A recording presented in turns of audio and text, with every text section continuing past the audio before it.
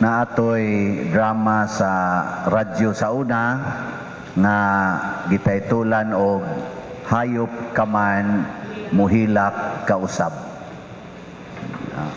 Nindot sa tong taytula, hayop kaman muhilak kausab.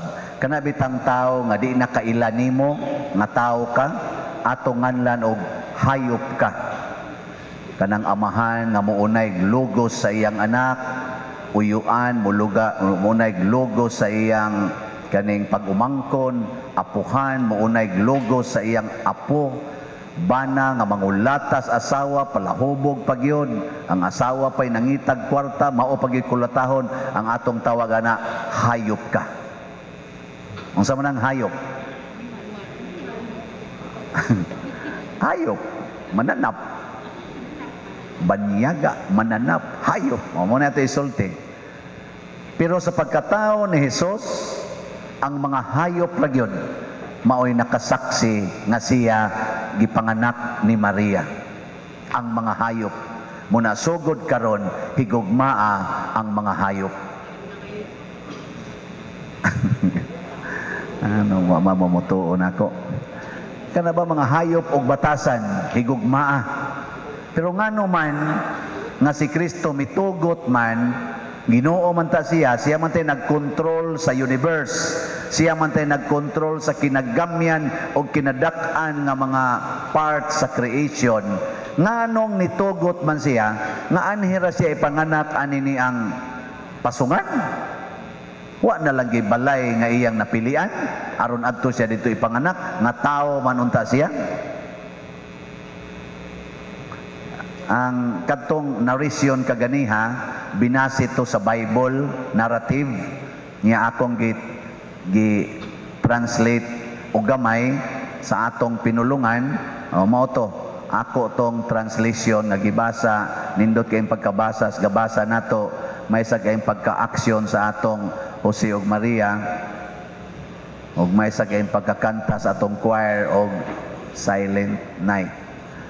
Kung imong tanawon ang maong iksina, nagtanaw ko dos gawas nga ngit-ngit, niya ang suga ra gyud nga gidang kandila, napawang pag yung suga diri karon gani gitiwasan na sad. Nakaingon ko ba sa panahon ni Jose, mao gyud to. Gamay kayong suga imong makita, ngit-ngit kayong palibot, porti pag yung bugnawa, kadto yung nagkipot-kipot nga suga pating gamaya, kay ang lampara ra sa tong gidaan ni Jose, wa pa man sila electricity sa una. Pero ang natao, mao ang kahayag sa kalibutan. Ang natao, kahayag sa kalibutan, ang tamuwag sa iyang natauhan, kadto ra nagkipot-kipot nga gamay kayong suga. Og ambot sa inyong pamalandong, basta ako sa akong pamalandong ani si Kristo nahigugma sa mga tao nga ang batasan murag mga hayop. Kana bang mga tao nga di mo ila sa iyang isig katao, labi na gyud kun kanang maong isig katao kabus, timawa og way kwarta. Kana bang tao nga wa gyud grado unya wa pa gyud balay, wa pa gyud kwarta, pobre pa jud kay mga sinina, mao to ang attire ni Jose ug ni Maria. Estranyo sila didto sa Bethlehem, kay taga Galilea man sila. Unya si Maria manganak na. Muna nga si Jesus gimahal gid niya ang labing ubos. Munang ningon siya, unsay inyong buhaton sa labing ubos sa inyong isig katao, inyo nang gibuhat nga rinako. May kamo karong nanimba din bay-ubay man kita, nahigugma mo sa labing ubos. Tubag. Nahigugma o wa? Kusga. Nya, kinsa maroy inyong giandamag pagkaon? Ang mga taga-ubos o kamura say unay-unay kaon? Kadtong mga way gikaon o kamura say unay-unay kaon? Nanihapon pagikan inig uli kaon na sad. Mo nang kamura say unang mga matay. Tungod sa kaon. Ang pagkaon kanon sa nato, pero ayaw kalimot nga naay mga ubos. natong katawhan. Ato silang higugmaog una, kay mauna sila ang gipakatawhan o gipakamatyan ni Kristo. Kana bang mga tao nga murag hayop nga mukaon didto sa mga kan-anan nga mas limpyo pa ang kan-anan sa inyong iring o sa inyong iro. Kana bitaw mga sudlanan bitaw sa kaniganing kuan, sudlanan sa ice cream nga linabay nga porting bulinguna, mao ilang himuong bahawan, mangaon sila. Ambot, nakakita ba ka mo ana nila? Kanang plastic nga linabay nga naay gisod nga mga bukog sa manok, gikas Jollibee, ilan ang ablihan, nya ilan ang kanon ang namilit nga gagmayng mga unod-unod nga naas bukog. Muna sila. Di ba? Inyo man ang ipakaon ang mga bukog-bukog sa inyong baboy, sa inyong iro. Ilan ang ilogon kay kanon nila. Og didto si Kristo nagpakatao taliwala sa mga hayop aron mahiusa siya sa mga tao nga murag hayop ang kahimtang o kaha ang batasan nga magsinikmatay dayon. Nya ang mga hayop sa mga batasan malipat sad mulingi sa dayon. Ana no? Ngano man kay mga ratulon. Oh, na siya. Nya karon, kumusta man mo? Nahigugma mo aning klasiyas mga tao? Wa mo higugma. Oh, wa man. Og mao ni manuktok sa inyong balay, inyong pasudlon. Oh, wa man. Og mao ni mo labnis inyong pitaka, inyong gukuron. Oh, gukuron aron punan og hatag. Kay wa man toy sod imong pitaka. Imong gukuron ba yang kawatan perting makadagan nya imo jud gukurog maayo nya perting inyang makadagan pagabot na napandol na dagma kuwang skaon dito in taon na dugmok tos kanal nya imo ding pabangonon ba ingka ayo ma'am wa ko sa ma'am usuri kayo ma'am sabi wa tika gukura oy aron bunogon gukuron tika kay ako katagaan kwarta kay wa nay sud akong pitaka luoy kay kana. Sus mina ko ang kawatan moingon siguro kuyog ko mambis inyo no ninduta ka no mga naong ninyo ambot lang. Inyo jong ipaglalaban hasta ka na inyong lipstick nga mubo na lang gani kay nahibili nagisodya gukuron pag yun kay tuang imong lipstick dito nga imported ana nya sagpaon pag yun ang nidagan ng kuha sa imong kuan bag nga sa kwarta nya mao na. Nya sa may ato karong pamalandong na ang kinabuhi di ay sa tinuod nga nagdawat ni Kristo, nagsimba ni Kristo, mauday ang kinabuhi sa paghigugmas labing ubos. Muna diri sa atong unang pagbasa, gihulagway diri ni propeta Isaías nga ang Israel, ang labing ubos nga nasod, binihag, sinalikway didto sa Ehipto, hatagan niya nga musidlak sila sa kahayag. Musidlak ba sa kahayag?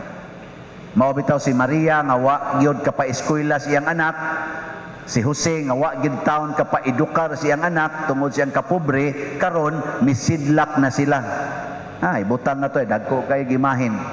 Sige ta og luhod-luhod, hapyod sa ilang mga tuhod. Haron tagaan tagkaayuhan sa atong COVID, maayo tas cancer, ana, musidlak na sila. Ana? Pero kanang mga dato kayo, kanang mga dato kay tanan nga kusog kayong mangural, unya manghingilin dayon sa mga naigo sa ilang koral, nya butangan day nilag markang no trespassing. Oy, mag-anam nagkadunot, mag-anam og kadunot, di gid ta mohapyod ana nila sa ilang tuhod inig kamatay. Nga naman, hadlok ta bisan paghikap kay basig pusilon ta. Kamo, kumusta man? Kahadlukan mo sa mga tao o malipay ang mga tao nga mohapyod ninyo, mogunit ninyo? Saan mo ron? Duulonon mog tao o likayanag tao? Depende. Og naay mamaskos inyo, nya ingnon ni white tao. Kasadya ning takna, mga bulingit in tao kay ignaw kasi kasadya ning takna, inka white tao. Sige mo saba-saba diha. Iniglakaw na dito ingon ayaw gaagi diha kay naay mangtas diyan gapuyo. Onya, hain naman Diyos Kristo. Yab, simba dayon ka diri. Sige day kag haladhalad sa Ginoo. Luhod day kag maayo, bayaw-bayaw sa imong kamot. Oy, moingon Ginoo, pikat nimo. Pariha ra kadtong mga taong akong gituktok didto, gituktok sa akong papa kay musaka unta mi kay mga anak, adto ko'y anak, wa gyud mi padayuna. May pa dito sa balay sa mga hayupan kay gi-welcome pa mi. Nya na dayon ang baka, nana.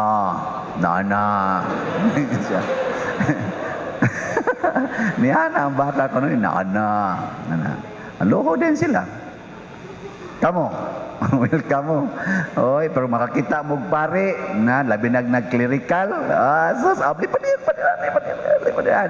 Oy, wa mo kay baw ang ga sulo mo clerical. Yawa day kay ito tanan so. Adi man to yawan on tingali pero ikaw nganong ka na may imong gihigugma nga kuan mo na siya nabitaw ni text na ko garon pader magkuyog mi ni Archbishop Palma ugma kay mamisita mig mga prisuhan among hatagag mga pinaskuhan mamisita kuno silang prisuhan nakaana ko sa kong kaugalingon lipaya kas piniriso no nga bisitaon sa obispo no lipay tingali kayo. Kami gay diri wa man gay mi bisita ha. Prisuhan, may pag napriso na lang noon ta kay bisita on data dito. Sa naasahin pa ko mga 5 ka tuig kong naasahin sa prisuhan, na-observe gid nako ang kalipay sa mga piniriso. Bisag tuwa pa ko sa may gate ba, nya maglantaw sila, magsina pader, ana. Welcome gid kay sila. Lipay kay sila musaka ang pari ngadto sa ilang kuan. Ilang lugar. Kamo, sakon mong piniriso, malipay mo. Ha?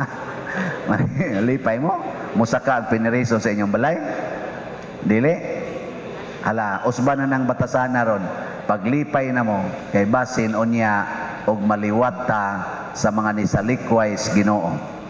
Sa atong ikaduhang pagbasa, si San Pablo miingon siya diri nga mga igsoong Israelita, pamati mo ang Dios niining nasod sa Israel nagpili sa atong katigulangan na saysay siya diya.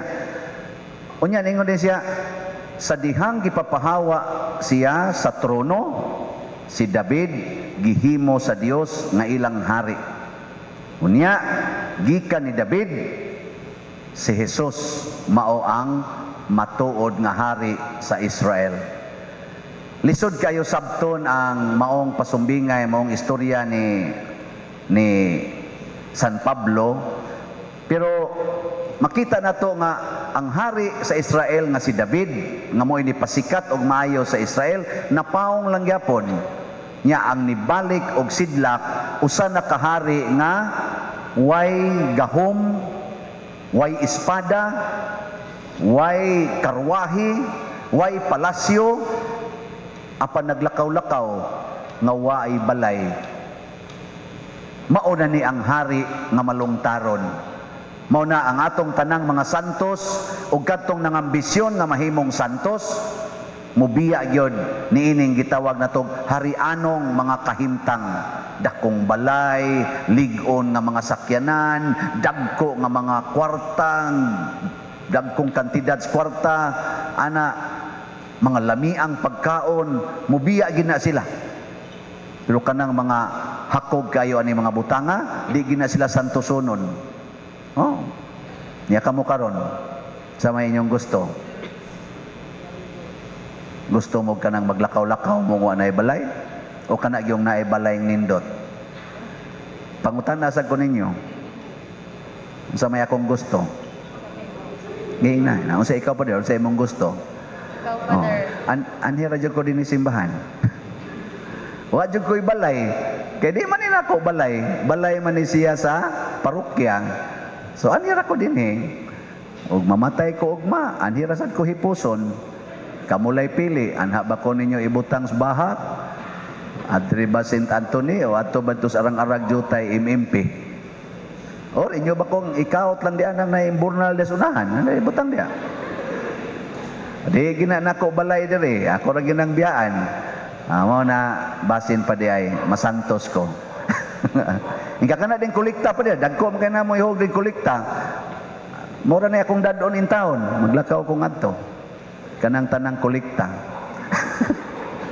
Ay di ay, wa gyapon bili na dia tanan.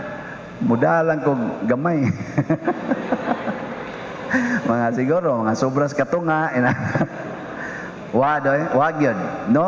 Di jud ko malipay anang mga butanga. Ang akong kalipay, kanang makadungog ko, nga naay mo ingon, Father, nausab ko tungod sa imong giwali. Father, sa una, magsikog pangaway sa akong bana. Karon Father, din na jud ko, mangaway niya. Ana, lipay kay ko, ana. Sa una pa din, magsigi kong pangasaba ani akong mga anak. Pero sa sige na kong paminaw sa imong wali, din ajud ko mga saba sa akong mga anak. Ako na lang ko'y ilang kasaban. Nindotan ako, sus. Nindot yun aning pagkabutangan, no? Sa una pa din, hapit na lang ako, imusmos, yuta ka ng naang tao nga, maningil kong utang, nga di yun mo bayad sa utang. Pero karon padre, wa na jud ko'y gipaningil nga utang. Nindotan na. Kanindotan na ko, ana. Sa una padre, kining akong ugangan, lami, jud kayong hiluan. Kay portig yung lainag ba, di jud ko kadawat pader.